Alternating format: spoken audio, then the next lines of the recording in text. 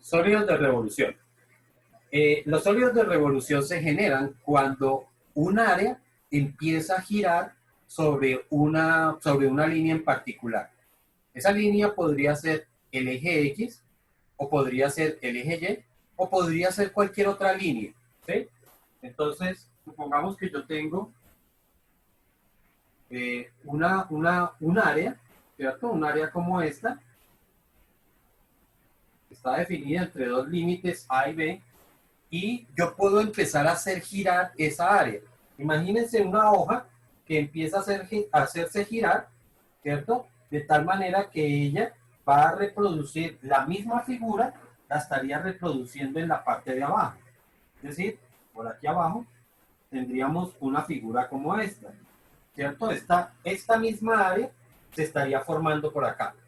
Pero como ella lo que está es rotando, pues entonces al hacer la rotación, lo que nosotros veríamos sería un sólido como este, ¿ok? Imagínense algo así como un pocillo, una taza que se estaría generando cuando se hace rotar esa figura. En este caso en particular, pues la rotación del área está haciendo con respecto al eje X. Pero, ¿qué pasa si esa misma área, si la misma área la hacemos girar, pero en torno al eje Y? Es decir, recuerden que si esta era la figura, ahora esa figura se me va a reproducir desde este otro lado. ¿Ok? O sea que se formaría algo como esto. En este caso, entonces tendríamos una figura que es como hueca, ¿sí? Una figura hueca que se estaría formando por la rotación de esa área. Digamos que tratar de graficar rotaciones sobre el eje X, pues no es tan complicado. Graficar rotaciones sobre el eje Y ya se vuelve más complicado. Y mucho más si nosotros hacemos rotar el área sobre otra recta cualquiera. Entonces, si esa misma área la hago rotar puede ser hasta sobre una diagonal. Entonces, al hacerla girar, entonces se me estaría girando, se me estaría formando una figura semejante a esto. ¿Sí? Des en cuenta que en los tres casos partí de la misma figura. Es decir, la misma área era la que yo estaba haciendo rotar. Pero sobre la línea a la cual uno la haga girar, o sobre la cual uno la haga girar, entonces va a generar una figura diferente. ¿Listo? El primer caso que nosotros vamos a ver es cuando se hace girar con respecto al eje X. ¿Ok? De hecho, estas rotaciones no las vamos a hacer porque digamos que no nos alcanza el tiempo para este tipo de rotaciones, cuando se hace girar sobre una recta cualquiera. Vamos a ver solamente cuando se hace girar sobre el eje X y cuando se hace girar con respecto al eje Y. ¿Ok?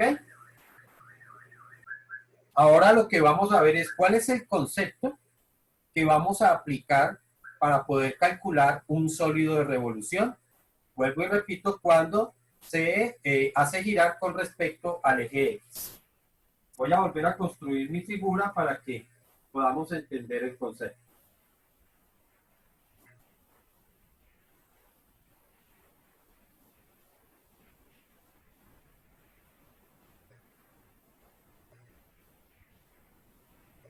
Ay, lo que pasa es que dibujando sí tengo mis pequeñas dificultades.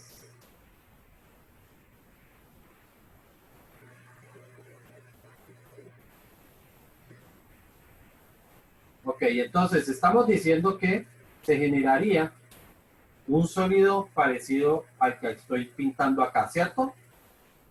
Siempre partí de un área que tenía ahí. La idea entonces es fraccionar este sólido, lo vamos a fraccionar en pequeños discos, ¿ok? Aquí voy a hacerlo un poquito exagerado, para que podamos entender de qué disco es que estoy hablando. Yo estoy hablando de este disco de acá, ¿ok? Ese disco si yo cojo toda esa figura y la parto en pequeños discos, ¿sí? Hago cortes transversales, pues se me va a formar un pequeño cilindro, ¿cierto? Esto que yo tengo acá, esta figura que yo tengo, es un cilindro. Básicamente es un cilindro, ¿sí? Donde esta longitud o el ancho de la longitud sencillamente sería como la altura del cilindro, ¿cierto? Y esta parte de acá es el área del cilindro, ¿cierto? Es el área, digamos que de la base del cilindro. Nosotros recordamos que el cilindro como tal es un prisma y el volumen de solamente esto de acá siempre es igual al área de la base multiplicada por su altura, ¿cierto? Así es que calculamos el volumen de un cilindro. Área de la base multiplicada por su altura. Pero como la base es circular, entonces podemos decir que el volumen de ese solo disco es igual a pi por el radio elevado al cuadrado y eso multiplicado por la altura. ¿Ok? Ahora, si lo que hacemos es coger y sumar todo, porque aquí voy a tener muchos discos, ¿cierto? Cuando yo parta esta figura, voy a tener muchos discos. Para obtener el volumen total que tengo que hacerlo, pues ahora lo que tengo que hacer es sumarlos. Entonces, en general puedo decir que el volumen total sería igual a la sumatoria de todos los volúmenes de cada uno de los discos. Y cada uno de los discos tiene esta forma. Pi multiplicado por el radio al cuadrado y multiplicado por su altura. ¿Ok? De esta forma podríamos obtener el volumen total. ¿Ok? Pero igual que nos ocurrió cuando nosotros vimos la construcción del área, resulta que este disco no es exactamente igual en todos los lados. Es decir, si yo tomo la altura en este punto de acá, la altura que sería el radio, ¿sí? El radio que hay en este punto de acá no es igual al radio que hay en este otro lado de acá. ¿Sí estoy claro?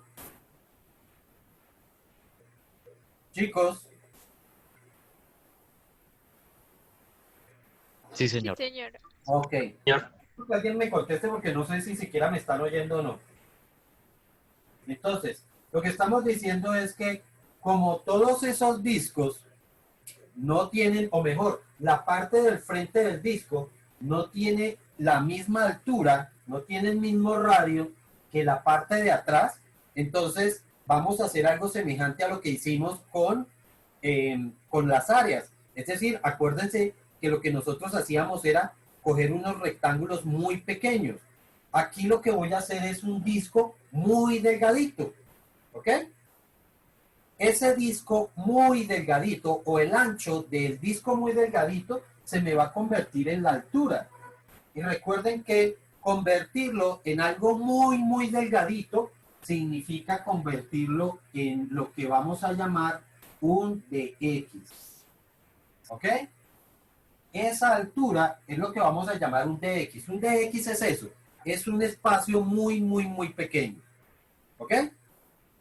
Entonces, podemos concluir que este volumen total, para llevarlo a una muy buena aproximación, va a corresponder al límite cuando el dx empieza a tender a cero.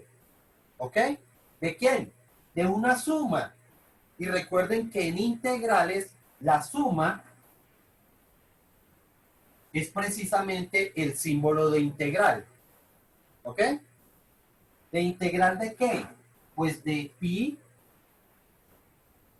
por el radio. ¿Pero qué es el radio ahora? El radio es la altura que tiene ese disco. Y la altura que tiene ese disco es precisamente la curva. Y la curva es una función en términos de x. O sea que este radio es lo mismo que la función en términos de x elevado al cuadrado. ¿Ok?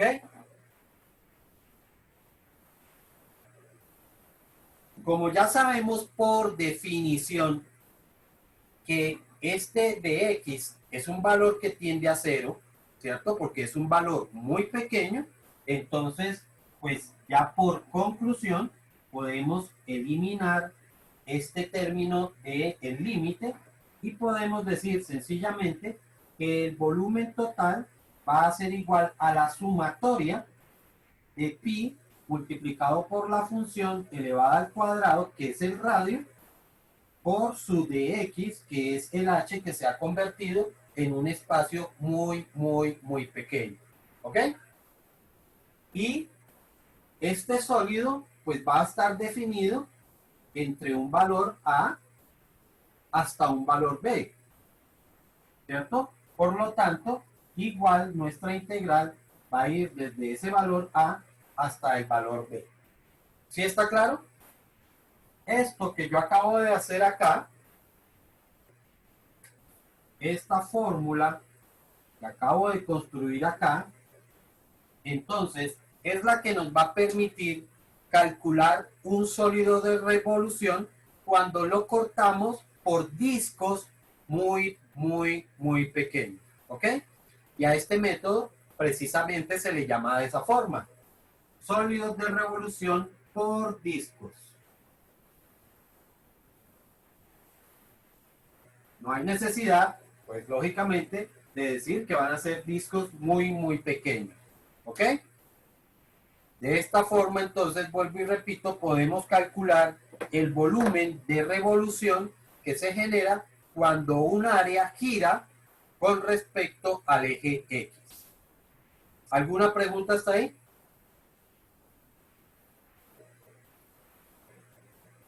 ¿No hay No, preguntas? señor. ¿Sí? Por Entonces, ahora no. vamos con algunos problemas.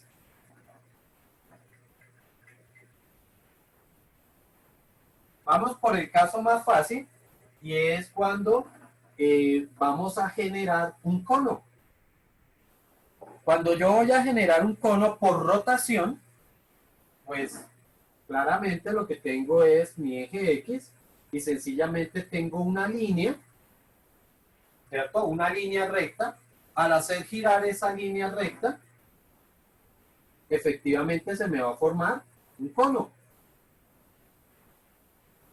Entonces, vamos a ver si, o vamos a comprobar que el cálculo por la integral es igual al volumen de un cono. ¿Ok? Entonces, vamos a completar ese enunciado. Momento, momento, momento. ¿Qué pasó? ¿Qué pasó? El último, déjame copiar, el de abajo, por favor. Listo, dale.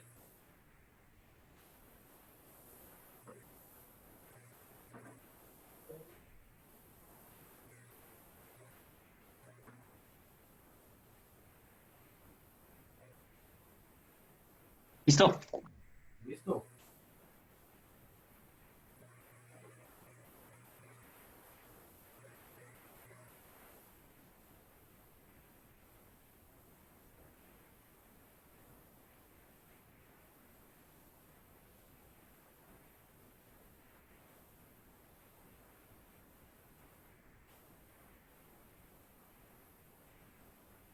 Entonces, el enunciado completo dice: calcular el volumen del cono de 8 centímetros de alto y 3 centímetros de radio.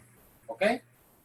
Si nosotros recurrimos a geometría, en geometría sabemos que el volumen de un cono es igual a 1/3 del área de la base, porque esto es una pirámide. Recuerden que un cono es una pirámide de base circular, ¿no? Entonces, por allá habíamos visto que el volumen de una pirámide siempre es igual a 1/3 del área de la base multiplicado por su altura. Fórmula general de una pirámide, ¿no? Como la base es una circunferencia, entonces el volumen sería igual a 1/3 del área de la base. Vuelvo y repito, por ser una circunferencia, es pi por el radio al cuadrado multiplicado por su altura. Esto sería, o esta es la fórmula del volumen de un cono. ¿Ok? Si quiero llegar a estos valores de acá, entonces me dice que la altura es de 8 centímetros, h vale 8 y el radio vale 3. O sea que esto sería 1/3 de pi por 3, que es el radio elevado al cuadrado, y por 8. Si no estoy mal, esto da 24 pi. ¿Ok? Por el método de integrales vamos a llegar a este mismo resultado. En este caso, pues serán, como está todo en centímetros, estos serán centímetros cuadrados. ¿Ok? Señor, ¿no sería cúbicos? Sí, cúbicos. Tienes razón, cúbicos. Todavía estaba yo en áreas. Entonces, vuelvo y repito, por integrales vamos a llegar a ese mismo resultado. Entonces, lo primero que tengo que ver es que la distancia que hay de aquí hasta aquí son los 8 centímetros, ¿cierto? Y la altura que hay de aquí hasta aquí son los 3 centímetros. ¿Ok? Bueno. Ahora voy a quitar esto un momentito de acá para poder seguir. Si yo aplico lo que acabamos de deducir de la fórmula del volumen, entonces tengo que aplicar, esto será la integral desde A hasta B de pi multiplicado por la función elevada al cuadrado por su respectivo de x, ¿cierto? Eso es lo que tengo que aplicar. El asunto es, primero, ¿cuánto valdrán estos límites? Pues estos límites van a ser los valores que hay desde donde empieza hasta donde termina el cono. Entonces, esto empezará en 0 y termina en 8. De pi por la función. Ahora, ¿qué es lo que se hace girar para generar ese sólido? Lo que nosotros estamos haciendo girar es esta recta que tenemos acá. Y recordamos que la función de una recta siempre va a tener la forma ax más b, ¿cierto? Donde b, recordamos que es el punto donde corta al eje y. Y de acuerdo a nuestra gráfica, lo está cortando en el valor 0. O sea que esta parte de aquí va a ser 0. Ya se me acabó este marcador, 0. Y lo que tengo que hallar es el valor de la pendiente. De igual forma, recordamos que una pendiente o la pendiente de una recta, lo voy a hacer por acá, siempre la puedo calcular como y2 menos y1 sobre x2 menos x1. Donde este punto de acá es el que voy a llamar el punto 2, que tiene coordenadas x2, y2. Y este punto de acá va a ser el punto 1, que tiene coordenadas x1 y y1. ¿Listo? ¿Sí está claro hasta ahí? No, ¿No? no me perdí. Así que te perdiste. Es que cuando estaba poniendo lo que está ahí al lado izquierdo, Ajá. ¿Esto? ahí me quedé. No, no, más atrás, al otro lado. ¿Sí? Ahí me quedé. Ah, bueno, aquí estoy aplicando la formulita que dedujimos ahorita. Sí, ¿Sí? Esta fue la fórmula que deducimos ahorita. sí. Lo que estoy viendo es, ya estoy tratando de encontrar qué es cada cosa dentro de esa integral. Entonces, habíamos dicho, aquí tal vez no se ve mucho por el brillo del tablero, pero estamos diciendo que el valor A y el valor B son las coordenadas de dónde está mi sólido de revolución. Mi sólido de revolución empieza aquí y termina aquí. ¿Sí está claro? Francisco, Sí, sí, señor, sí, señor. ¿qué valor es este aquí? 0. 0. Entonces, por eso yo digo, la integral entre 0, ¿hasta qué valor llega? Llega hasta el 8. Entonces sería desde Ah, eso 0. es un 8. ¿Ah? Eso es un 8. No sé, pues no se ve. Ya. Ya ese era el problema, que no veías eso. Listo, Ya, entonces, ya, sí. pi, entonces pi. Otra vez aparece aquí el pi. Y la función, y estamos tratando de encontrar esa función. Entonces habíamos dicho que como lo que se hace girar es una recta, pues esta función es la de la recta.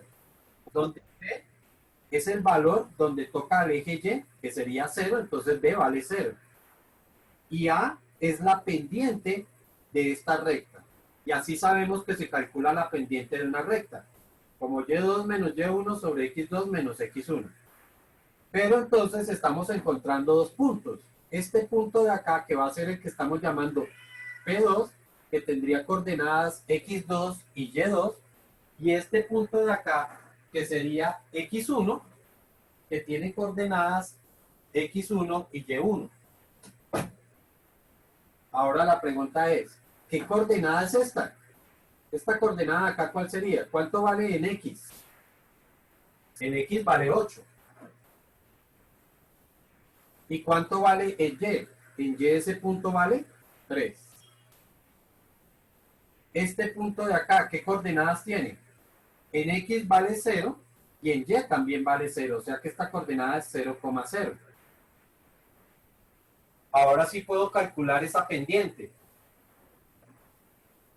La pendiente sería igual a y2 menos y1. 3 menos 0. 3 menos 0. Sobre x2 menos x1. x2 vale 8 sobre x1 que vale 0. 8 menos 0. Por lo tanto, la pendiente de esta recta es 3 octavos. Ahora sí puedo completar mi función del área. F de x, pues, va a ser igual a 3 octavos de x más b, pero b vale 0, así que ya tengo completa toda la función. ¿Sí está claro hasta ahí? Sí, señor. Ok, esta función es la función que va a ir acá. Entonces, esa función sería 3 octavos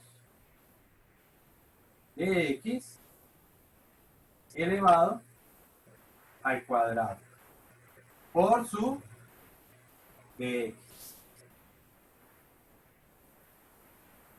¿Listo? Y ahora lo que tenemos que calcular es esta integral. ¿Ok? Recuerden que pi es una constante y las constantes yo las puedo sacar de las integrales. ¿Ok? O sea que este pi puede quedar por fuera de la integral.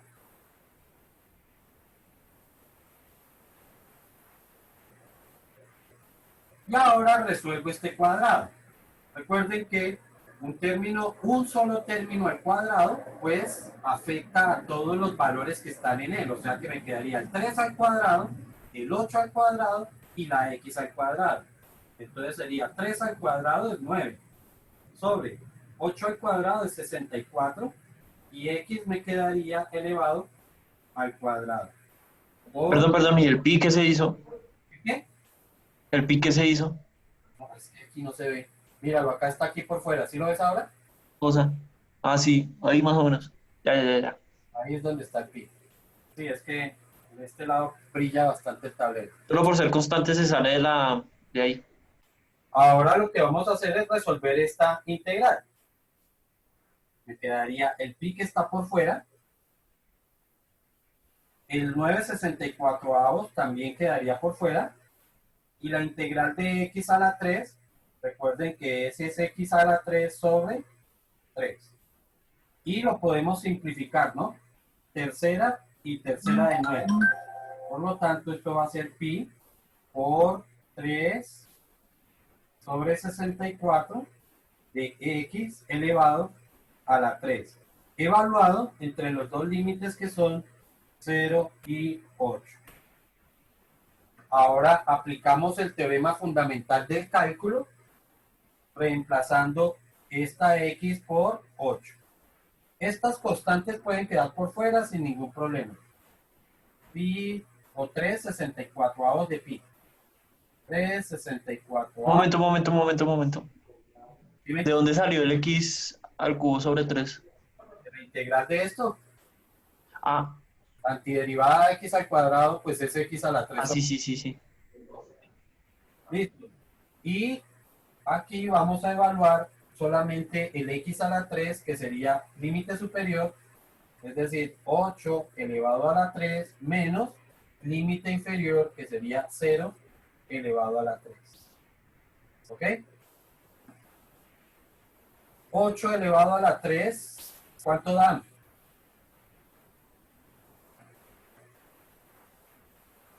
¿Cuánto da 8 elevado a la 3?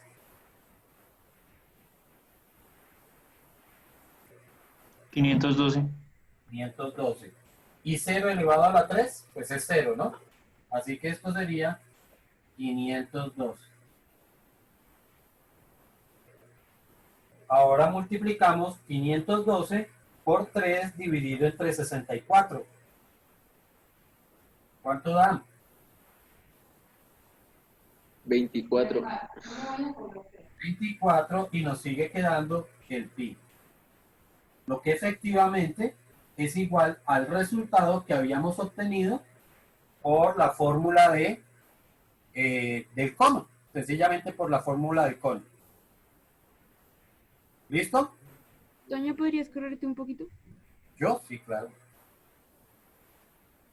A ver ahí para que no te brille. Ya, gracias. Listo.